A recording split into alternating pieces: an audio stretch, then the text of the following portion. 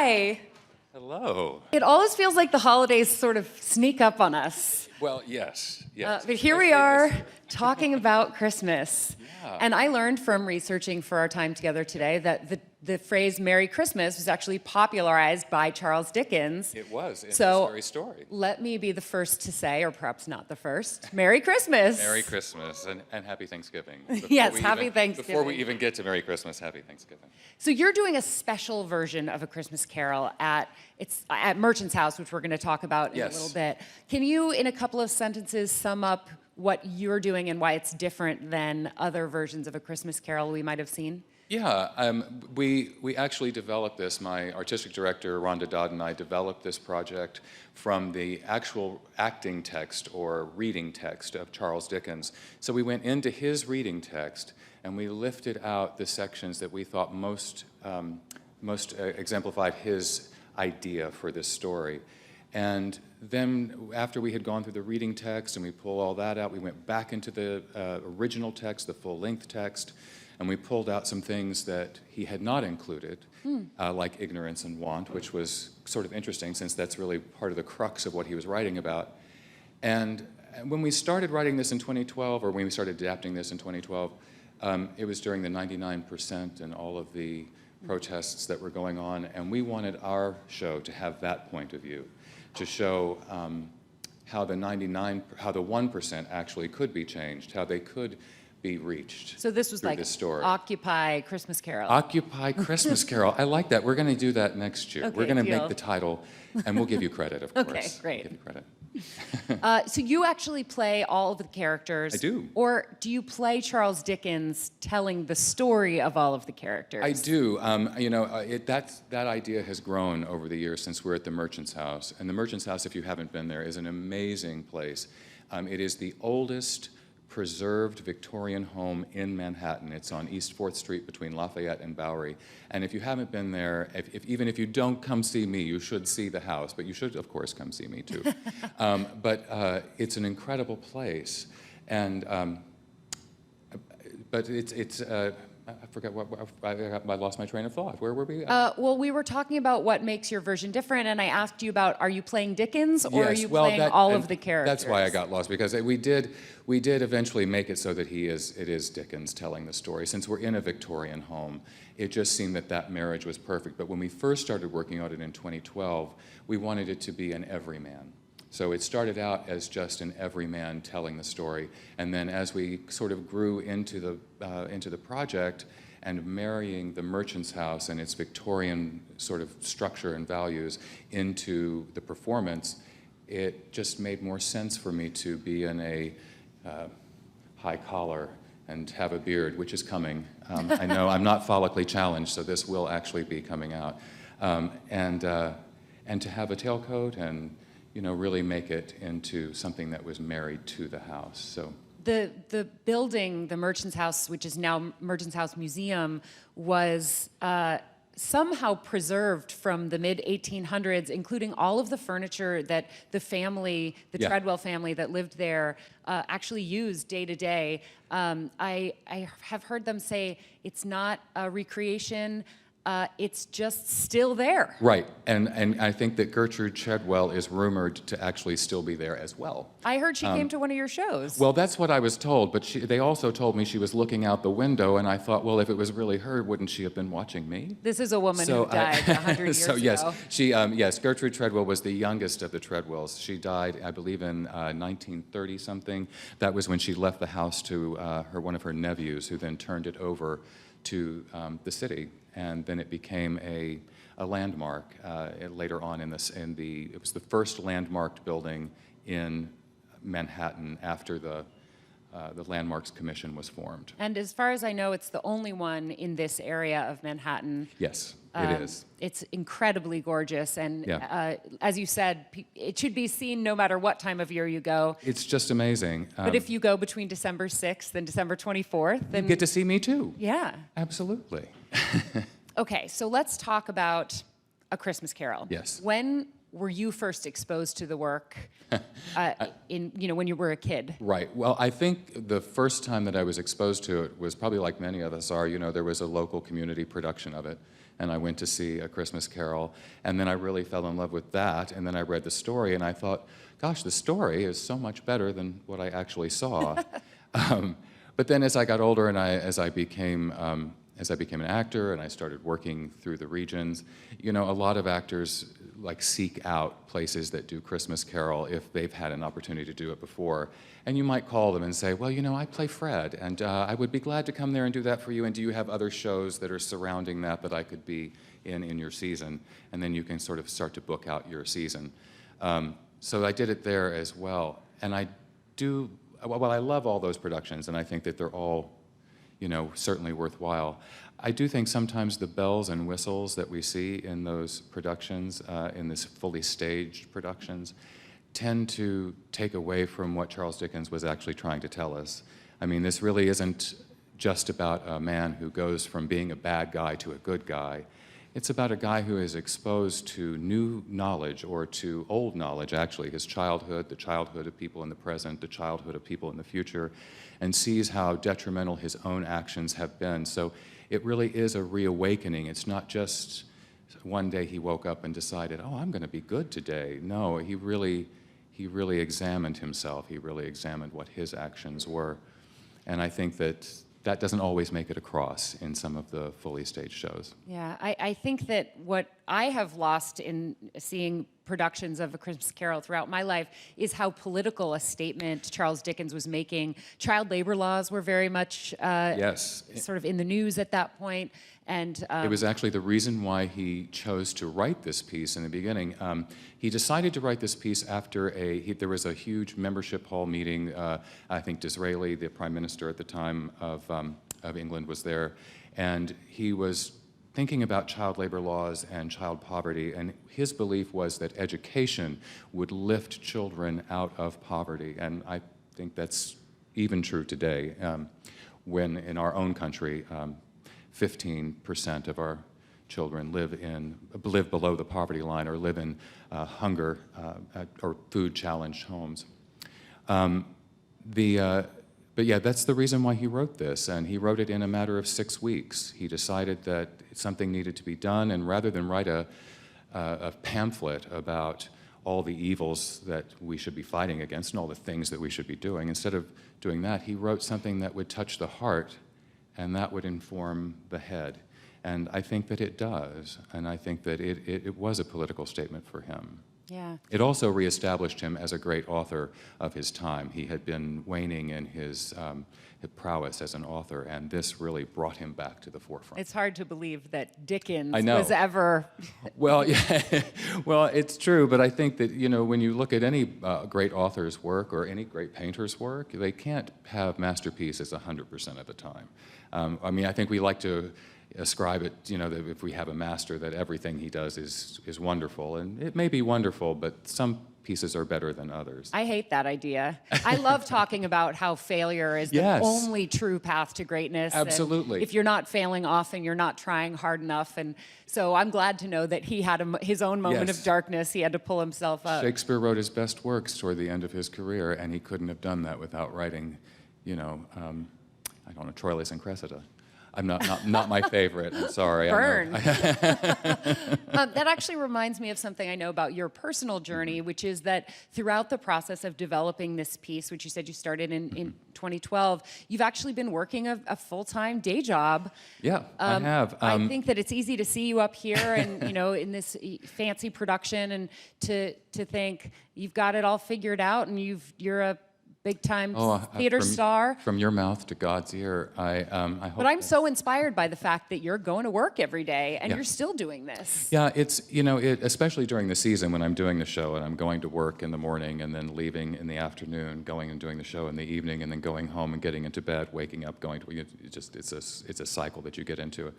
But theater, I was an actor for 15 years in the regions in the South. And after having really great success there, I thought, let's move to New York. I moved here and never worked again, which is the story for so many actors. So it was a matter of really finding work for me to do, and I have worked since. I'm being Oh yeah, you've performed overly at Lincoln dramatic. Center and, Yes, and all over the yes, city. and I have a Geico commercial out there for the yes. So it's all me and everybody else. But yes, we have that too. It was for the War and Peace series. So if you're wanting to look it up.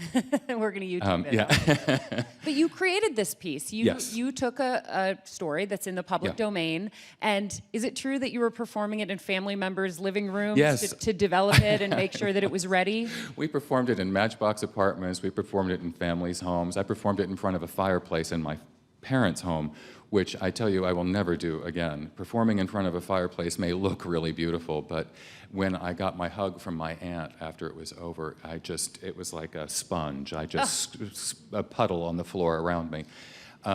So never again, but it was kind of cool, the cracking and the hissing of the fire. But we did do it all in different places. We did it partly because we were in development. We wanted to see where it worked, where it really sang, who was it that really responded to it. I think my favorite story about that, though, is doing it in a room, and there were a lot of very young children, and since then we've decided that maybe under the age of 8 is not so good. But there were young children, and they began to play during the show, and at one point, one of them crawled like right past me, and I was at a particular point where I was talking about family, and I picked him up and I held him for about a page and a half, and he just sort of hung there as I held him. And then I put him back down, and then he resumed playing again. And actually, it was kind of a cool moment. But at the Merchant's House, we discourage crawling on the floor.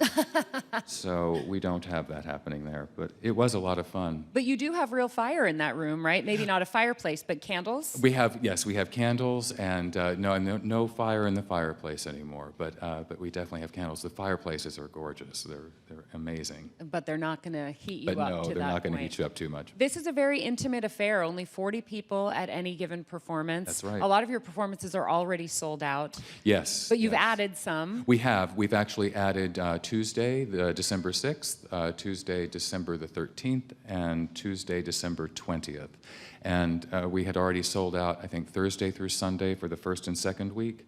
We're sold out for Thursday and the third week. So at that point, we wanted to be sure that we offered enough opportunities for as many people as possible to come see the show. Tickets, by the way, are available at merchantshouse.org, and you can also read all about the mansion, Yes. the museum, and the show there. And summonersensemble.org. Yeah, that's right. That's my theater company, and we also have information about it there. And you can read all our wonderful reviews. Tell us about Summoners a little bit and what your mission is. I understand it's very literature-based. It is. Summoners, when it first began in the 90s, it started as a group of actors from Circle in the Square Theater School, and they were creating work on their own. It kind of went dormant for a while, and then Rhonda Dodd, who was one of the founding members and is now our artistic director, she took up the mantle, and I came on board as executive director, and we started to decide what our new mission would be. And really, this production of Christmas Carol has informed that mission, lifting literature out of the book and placing it onto the stage. And so that's what we do. We take literature and literally go from page to stage. This past summer, we actually presented a work called Mississippi Stories. It was two adapted pieces of Eudora Welty works by a group in Memphis, Voices of the South Theater Company in Memphis. And they came up, and we were so pleased to be able to present their page-to-stage work of Eudora Welty's piece. And we have hopefully some surprises coming up in the next year for some more page-to-stage work. So we're looking forward to continuing that mission. That's excellent. Yeah. I want to talk a little bit more about the fact that you are on location in a period specific. It's not a set. It's like a whole world. There are people who say they go into Merchant's House and feel like they've actually stepped back in time. How is this production different? I'm going to phrase it a little bit differently. Okay.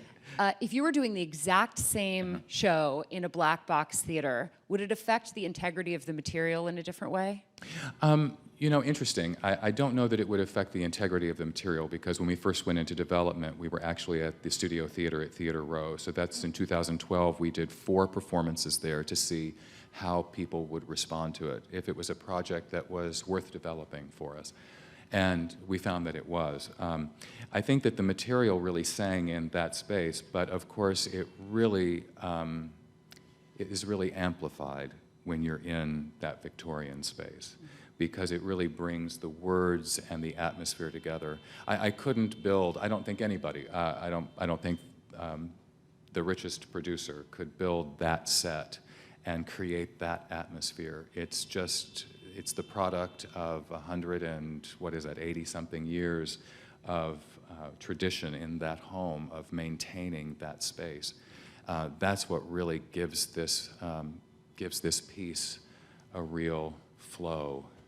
Yeah. I've revisited the text just in the last week or so, and I was surprised at how little of it seemed familiar when I feel like I have seen so many productions of A Christmas Carol. I've seen, everything from elementary school productions, professional productions, but also, of course, the Bill Murray movie, Scrooged. Yes. And, my first, I think, exposure to the material was the Disney version, Scrooge McDuck, Yes. And so it just feels like it's kind of everywhere.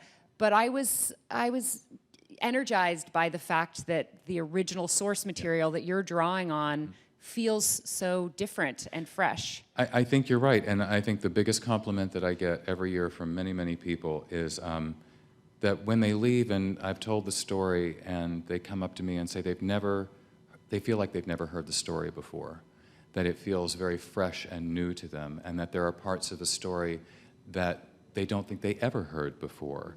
And I think that's personally very gratifying, that I'm able to bring that to bear in my performance work. And as far as like the past, like Alistair Sims' production is fantastic, and I have to say my guilty pleasure is the Muppets version of A Christmas Carol. Oh my gosh, it's of fantastic. course, yes. It's fantastic, and you can watch it as a primer. Yeah, to remind yourself of the story.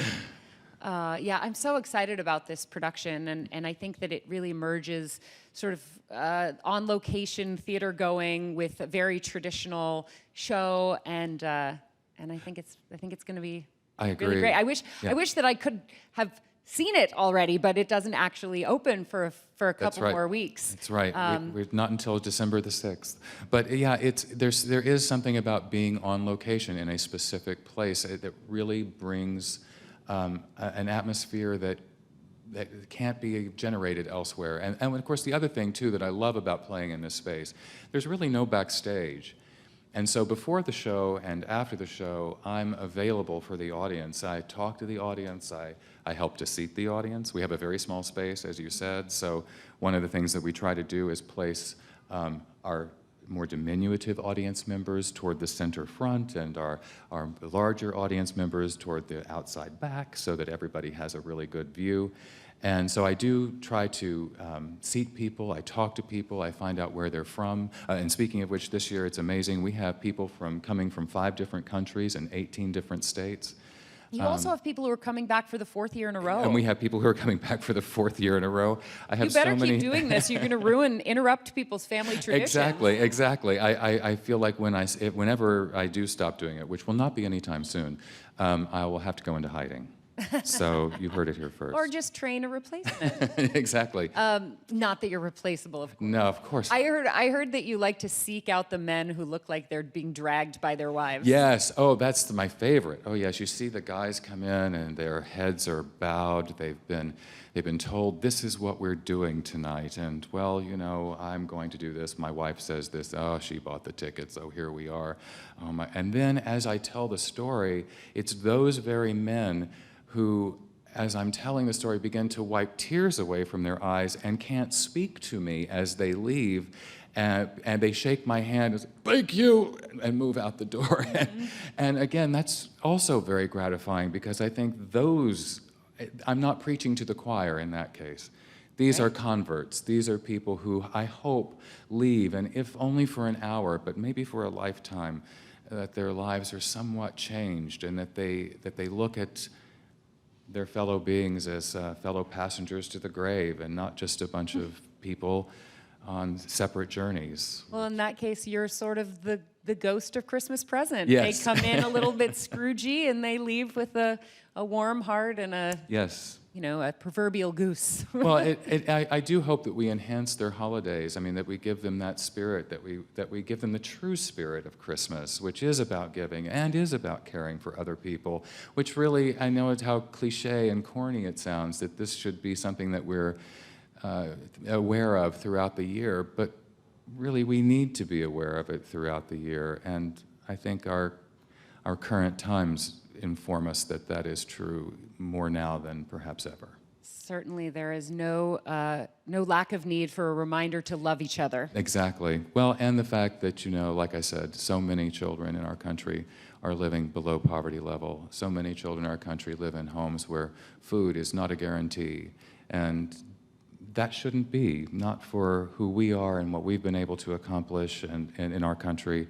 And I hope this does actually help people when they leave to open up their hearts and their pocketbooks and their minds to new ideas that might offer better lives to our fellow citizens. Well, if that's not the spirit of Christmas, I don't know what is. We have time for a few questions from the audience. Fantastic. Hi, how are you? Oh, okay. You don't have to answer that. Sorry. Number one, I love The Muppet Christmas Carol. It's like my favorite movie. It's pretty good. I was wondering if you have any advice for theater actors in New York City. Yes, just keep going, keep showing up. I was friends with Michael Jeter, who some of you may know. He was an actor who was in Grand Hotel here in the city and also in Evening Shade on television.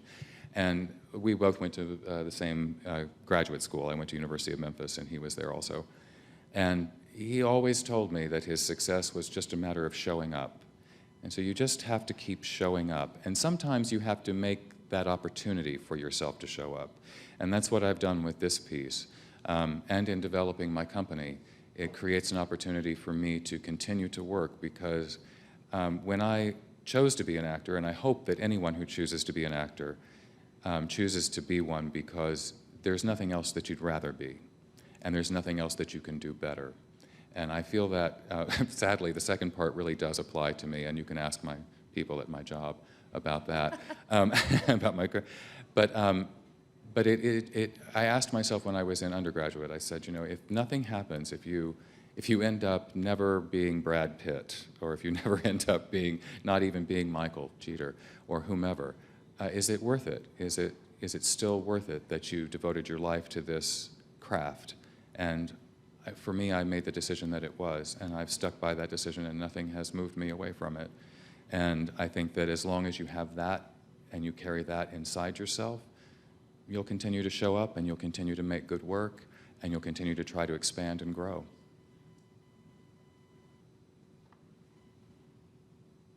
Do we have another question?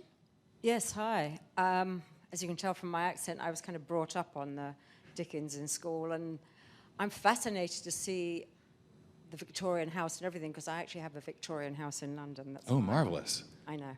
I may be coming to visit you. Good, do. I'm curious, do you undertake the accent, or? I do, and there's lots of different accents that come out in the piece. So, like, if I'm doing Bob Cratchit, and he's obviously very working class, and so he has a very sort of guttural sound to it. But then if I'm doing the narrator, he's got a very rich sort of, not quite RP, but it is very rich sounding and, bringing that text in. So yes, I do. And I love changing the accents. I try to make the accent go with the character so that it all sort of comes together. And it does help to delineate characters when you're using accents also, of course. How do the ghosts sound? And I don't know how well, you'll just have to be the judge of my poor attempts, but I do love the Ghost of Christmas Present. Come in and know me better, man. I am the Ghost of Christmas Present. Look upon me. It's a Sean Connery-esque sort of feel to it, so we're going a little bit Welsh with him, which I think kind of works. And then, of course, the Ghost of Christmas Past, I try to give him, he's in the past, and he's tired, and he can't quite, bring it together. He's still just struggling to fly this man around the city. And so we try to give him a little bit of that past sound. I used Dumbledore in the Harry Potter movies as a guide for that. So yeah, they and then I don't know if I can do Marley, but he has the I won't because it's difficult, but you'll come and see it. We and will. it's a my director calls him Rock and Roll Marley. He has a hard time breathing. I'm afraid if I started into it, we might be here for a while. We have time for one more question. Hey, John, do people come up to you after the show and say they didn't realize you were the person seating them? Sometimes they do. Sometimes they don't realize that I'm actually the actor too, which sometimes works, makes them feel a little strange because, you know, when someone's seating you, it's easy to be dismissive. Oh, yes, I'm sitting here. Yes, I've got it, I'm sitting here. And then you get up there and they're like, oh, that's the guy who sat me and that I was sort of dismissive to. It's not a big deal. We quickly make friends again after that. But sometimes they don't realize that I am, but I try to make it clear that I am the actor in the piece because when we first started developing it, that was one of the things we wanted to do. We wanted to make it not feel like I was on a pulpit or on a high place talking down to everyone. No, this is really across to people. This is really on the same level. I want them to feel a personal connection to me because I want them to feel a personal connection to the story. So, yeah. I think that's a good opportunity to mention again that this is taking place in an actual parlor of an actual home. There's no Yes. stage in this room. 40 people is about the size of Yeah. their holiday party when Yeah. when this family was back having one. And Absolutely. you are, in a way, the host of that party in this modern era. I want to thank you so much for being here. Oh, thank you for Congratulations having on me. another year of this incredible production. Thank you and so we can't wait much. to come and see it. Terrific. I Thank can't wait to see you there. And you as well. Thanks again. And Merry Christmas. Merry Christmas.